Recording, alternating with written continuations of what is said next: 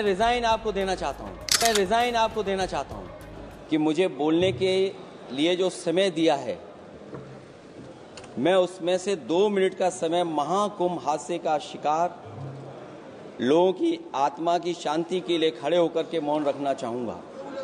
अगर किसी अन्य को भी सच्चे मन से मृतकों के प्रति सच्चा भाव है तो वो भी हमारे सांसदों के साथ खड़ा होकर के ये मौन श्रद्धांजलि अर्पित कर सकता है। ये माननीय सदस्य अध्यक्ष महोदय अगली लाइन अध्यक्ष महोदय, ये विषय अध्यक्ष महोदय, आप सीनियर लीडर हैं। अध्यक्ष महोदय, ये अधिकार आपका है। कभी नहीं रही। ये मैंने विषय मेंशन करते हुए भरोसा है इस विषय पर मौन कर दिया था, इसलिए अध्यक्ष का अधिकार है। हाँ, मैं वही अध्यक्ष महोदय, ये जो बात मैं शुरू कर रहा हूं, जहां मैंने मौन 2 मिनट के लिए श्रद्धांजलि की बात की है, ये अधिकार मेरा नहीं है अध्यक्ष महोदय, ये अधिकार आपका है। मुझे पूरा भरोसा है आप पर कि जब अभिभाषण की चर्चा खत्म हो रही होगी उस समय 2 मिनट का मौन श्रद्धांजलि जरूर दी जाए जो श्रद्धालुओं की जान गई है। नहीं अध्यक्ष महोदय, नहीं अभी 1 मिनट आप लोग कुछ मत बोलो। नहीं कुछ नहीं। अध्यक्ष महोदय, अभी तो अध्यक्ष महोदय मैंने बात शुरू नहीं की है, और जिन लोगों को तकलीफ है और जिनको दुख होना चाहिए उनके बारे में मैं, हालांकि वो बात मैं बाद में कहना चाहता था महाकुंभ के बारे में, लेकिन अध्यक्ष महोदय क्योंकि बहुत सारे माननीय सदस्य ये सुन नहीं सकते हैं, इसलिए मैं बात वहीं से शुरू करता हूं। आप देश के परम अभिभावक होने के नाते हमारा आपसे अनुरोध है कि जहां सरकार बजट के आंकड़े लगातार दे रही है, और जब मैंने अभिभाषण पढ़ा अध्यक्ष महोदय, बहुत सारे आंकड़े सरकार ने दिए हैं। आंकड़े देने से पहले महाकुंभ में मरने वालों के आंकड़े भी दे दें। महाकुंभ की व्यवस्था के बारे में स्पष्टीकरण देने के लिए मेरी मांग है अध्यक्ष महोदय, सर्वदलीय बैठक बुलाई जानी चाहिए। महाकुंभ आपदा प्रबंधन व खोया पाया केंद्र की जिम्मेदारी सेना को दी जाए। महाकुंभ हादसे के शिकार लोगों की मृत्यु, घायलों का इलाज, दवाइयों, डॉक्टर, भोजन पानी, परिवहन की उपलब्धता का आंकड़ा संसद में पेश किया जाए। महाकुंभ हादसे के लिए जिम्मेदार लोगों पर, महाकुंभ हादसे के लिए जिम्मेदार लोगों पर घोर दंडात्मक कार्रवाई हो। जिन्होंने सच छिपाया है उनको दंडित किया जाए। अध्यक्ष महोदय, हम डबल इंजन की सरकार से पूछते हैं, अगर अपराध बोध नहीं था तो आंकड़े दबाए, छिपाए और मिटाए क्यों गए हैं? सच छिपाना और मिटाना भी तो अपराध है। इसका दंड कौन भुगतेगा अध्यक्ष महोदय? जहां इंतजाम होना चाहिए था वहां प्रचार हो रहा था। एक धार्मिक समागम में डबल इंजन का राजनीतिक प्रचार अशोभनीय है, निंदनीय है। इतने बड़े हादसे के बाद कम से कम अब तो वो होर्डिंग उतरवा देना चाहिए।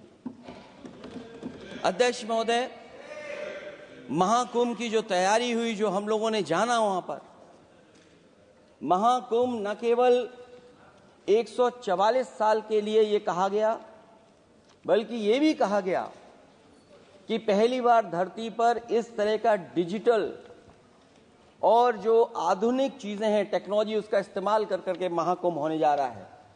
सीसीटीवी, ड्रोन, लाइव स्ट्रीमिंग के आधार पर जिनका दावा था कि वो डिजिटल कुंभ करा रहे हैं, वो मृतकों की डिजिट नहीं दे पा रहे हैं।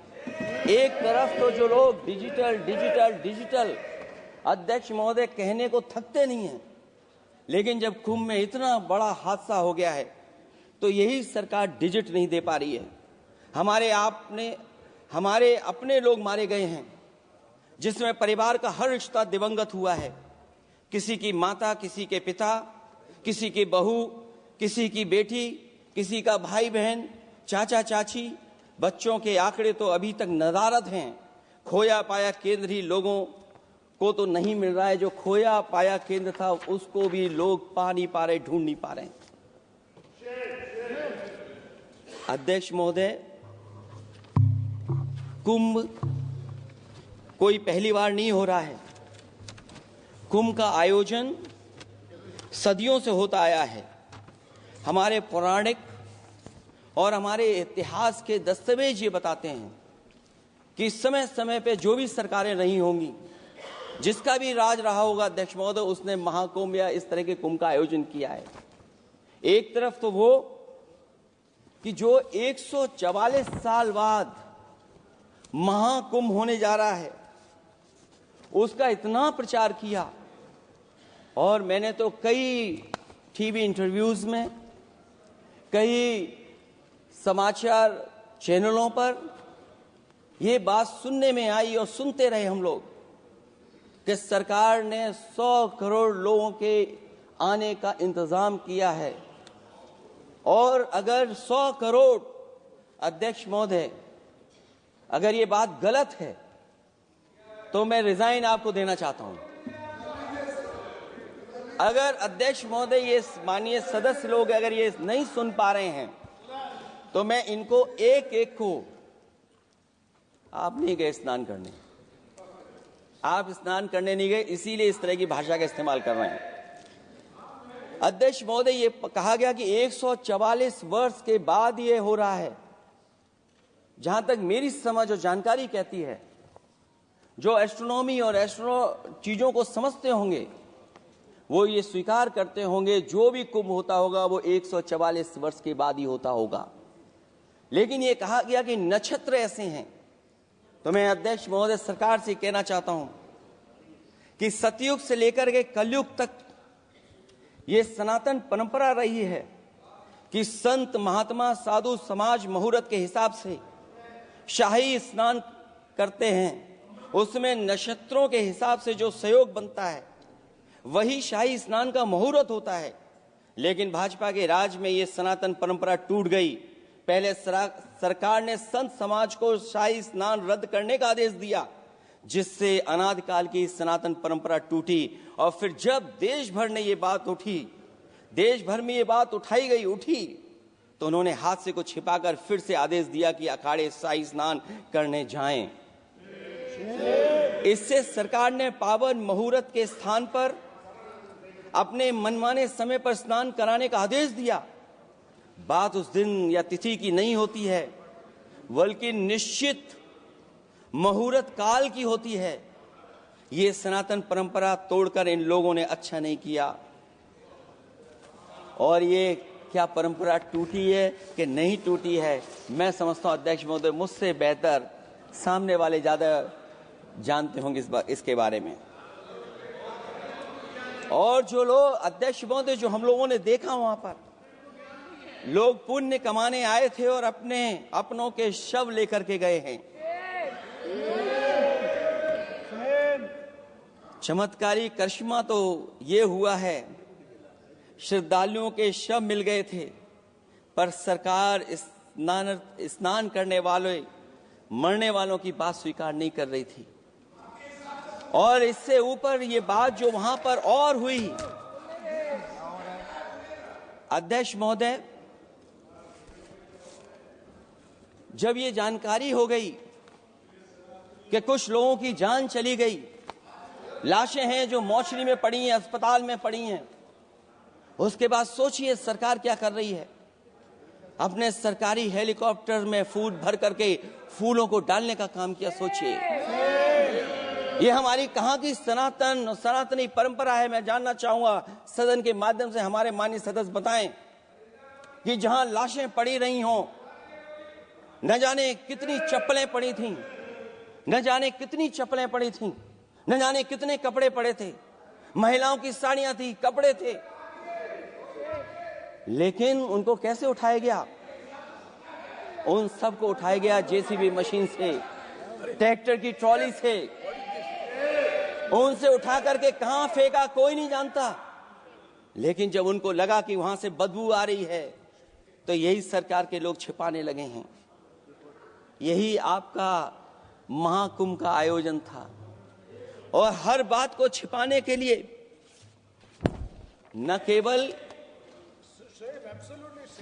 केवल ये लोग मीडिया का सहारा ले रहे हैं, मीडिया का सहारा लेते लेते सुनने में आया है कुछ दबाव और कुछ स्वीटनर भी दिए जा रहे हैं जिससे उनकी खबरें बाहर ना आ जाएं। और अगर अध्यक्ष महोदय ये बात सब गलत है मेरी, अगर ये बात सब गलत मैं कह रहा हूं तो अभी तो नेता सदन को अभी भाषण देना है।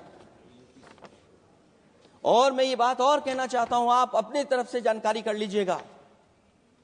हमारे उत्तर प्रदेश के मुख्यमंत्री जी ने शोक नहीं प्रकट किया था। जब देश की राष्ट्रपति और प्रधानमंत्री जी ने शोक प्रकट किया, उसके बाद 17 घंटे बाद सरकार ने स्वीकार किया। अध्यक्ष मोदी, ये वो लोग हैं जो आज भी कोई सच्चाई स्वीकार नहीं कर सकते। इनका रास्ता क्या है मैं नहीं जानता हूं, कहां ले जाना चाहते हैं। लेकिन जब अध्यक्ष महोदय मैंने अभिभाषण पढ़ा है राष्ट्रपति महोदया का, तो वही पुरानी बातें कि 12 करोड़ शौचालय बन गए हैं, 10 करोड़ गैस कनेक्शन हो गए हैं, 80 करोड़ लोगों को राशन दिया जा रहा है, 25 करोड़ लोगों को मिडिल क्लास में शामिल कर दिया गया, न्यू मिडिल क्लास में शामिल कर दिया गया। 80 और 85 को अगर हम जोड़ दें अध्यक्ष महोदय 105 करोड़ हो गए। बच्चों को और जोड़ दें तो सरकार अध्यक्ष महोदय किसके लिए काम कर रही है, किसके लिए काम कर रही है?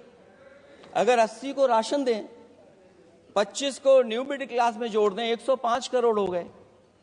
और जो बाकी बचे हैं हमारे देश की आबादी जिसको 140 करोड़ बता रहे हैं, उसमें कम से कम बच्चे कुछ तो संख्या होगी, आधी आबादी की संख्या होगी।